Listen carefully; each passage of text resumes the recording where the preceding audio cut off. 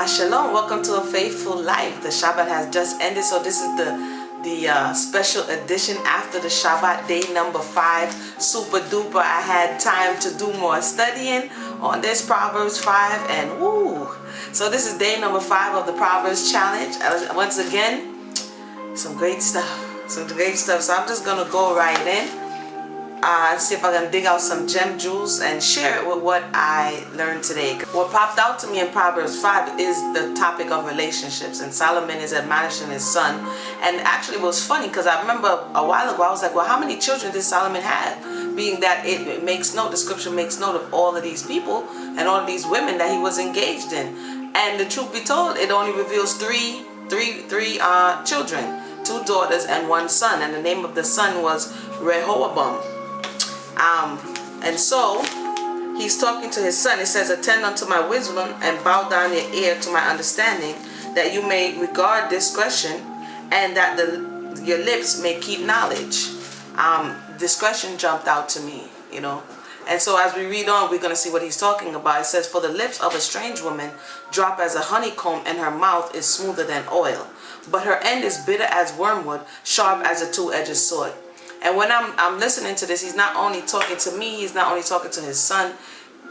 This can also be to a daughter, not to be this strange woman, not to be the one who entices people only to trap them up, not to be the adulterous mind, you know, and telling the son to, when you see this type of individual, run. I actually read this proverb to my children today, and although they're young, you speak to the girl what not to be, and speak to the young man what not to look for.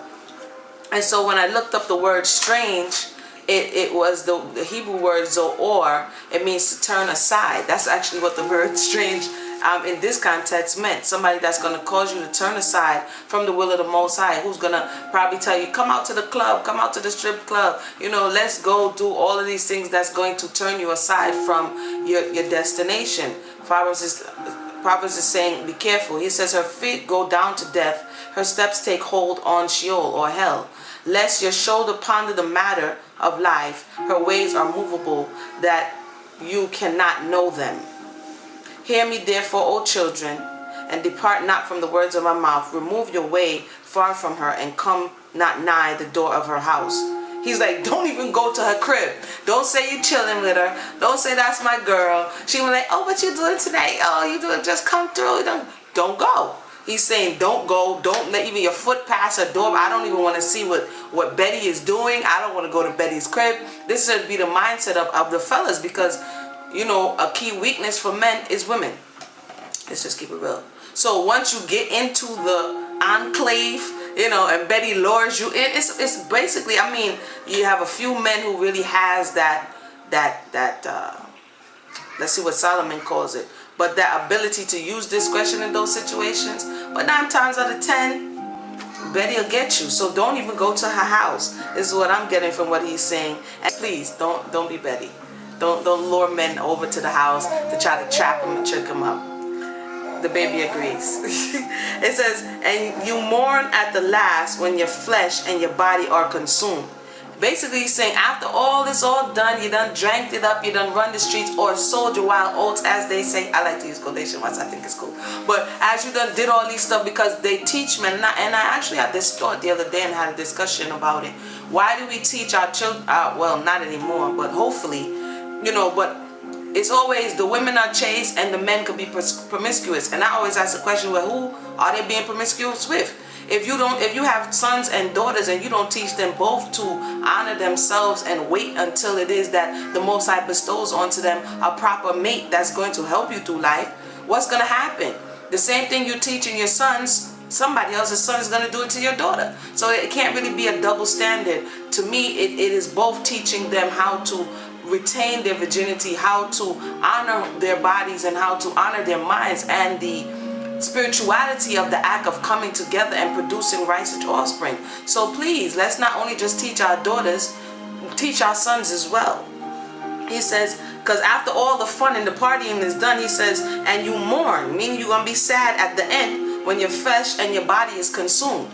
We could imagine we could consume it, STDs, venereal diseases, weakness. Did you know that too much, let's see, spilling of your, I'm talking to the males, too much spilling of your vital fluids, let's just call it, without replacing certain things like zinc and magnesium back into your system can lead to Alzheimer's. That's just food for thought right there. And say 12, how I hated instruction and my heart despised reproof. So basically in the end, when you see that it's not profitable, when you don't have any more money, when the ladies don't want you no more, when you got a little limp, when you know what I'm saying, when you start losing your teeth and you're like, man, I should have listened, and have not obeyed the voice of my teachers, nor inclined my ear to them that instructed me. So now he's looking back, saying that at the end it won't be too cool anymore. Okay, so if we jump down to 15, he says, drink waters out of your own cisterns and running waters out of your own well. Let the fountain be dispersed abroad and rivers of waters in the street. Let them be only yours and not strangers with you. Let the fountain be blessed and rejoice with the wife of your youth.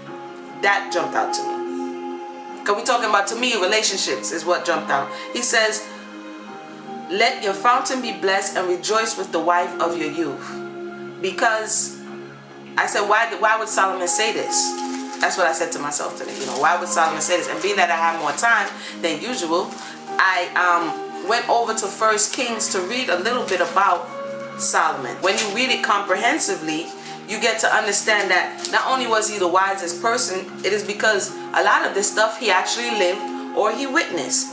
So in 1 Kings 11 and 3, it says, and King Solomon loved many strange women. Remember the beginning of the Proverbs? What did he say to you at the beginning of the Proverbs? For the lips of a strange woman drop as honey and comb, and her mouth is smoother than oil. Who would know more than you? You're like many strange women, so you the right one to be telling us, be careful of this stuff. It says, and King Solomon loved many strange women, together with the daughter of Pharaoh, women of the Moabites, Ammonites, Edomites, Zionans, and Hittites. So Solomon would know to be careful of strange women. And when it says, rejoice with the wife of your youth, I'm like, well, who was, being that he acquired all of these women over the years, I kept only seeing one woman's name. Well, they really didn't give her name. They gave her description that popped up, and it was the daughter of Pharaoh.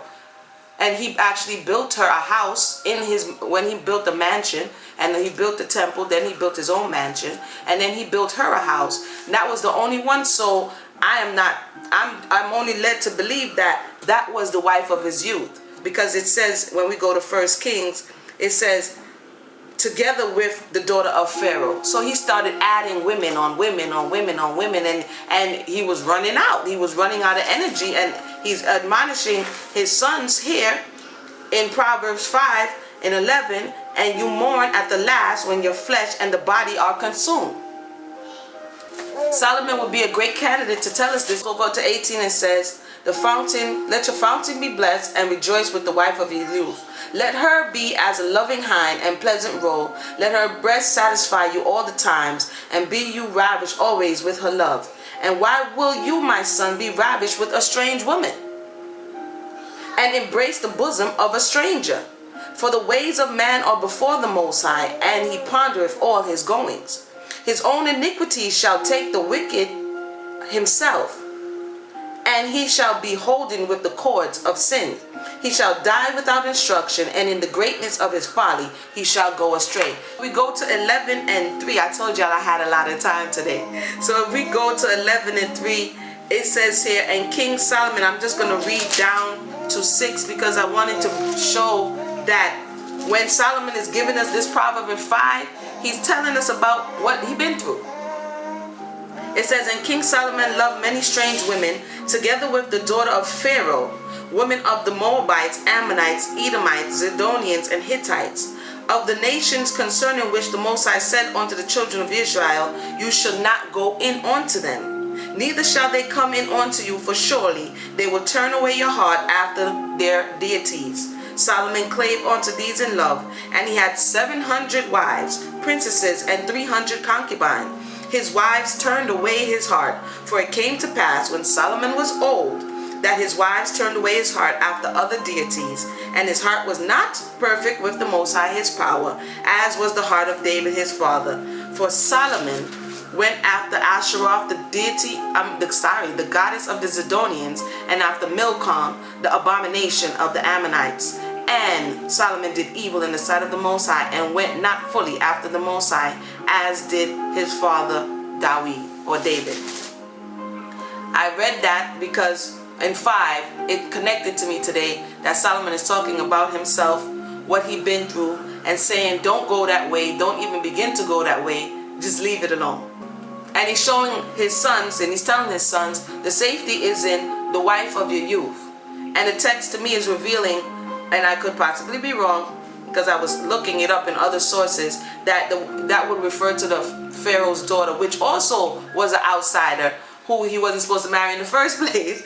But he's saying, rejoice with the wife of your youth. And that's the idea that Adam had, this is now bone of my bones and flesh of my flesh. Because outside of that, you begin to go astray, you begin to go off course, and your heart begins to go in different directions, and you can lose your focus. With that, I want to say thank you for joining me. This was A Faithful Life, and today was a full day, and this proverb took me everywhere. But I learned a lot, and I see more of the wisdom in what it's offering. It's offering you, just don't go down that road, because this is where it leads to. And so, once again, if you haven't subscribed, please subscribe. This is day number 5. Everybody, woo! Day number 5 of the Proverbs Challenge. Let's go. Let's keep it going. Share, grow. I love to hear what everyone gleaned from the Proverbs this day. And if you haven't subscribed again, please subscribe in the box. I think I'm going to put it right there, the box. And see you tomorrow for day number 6.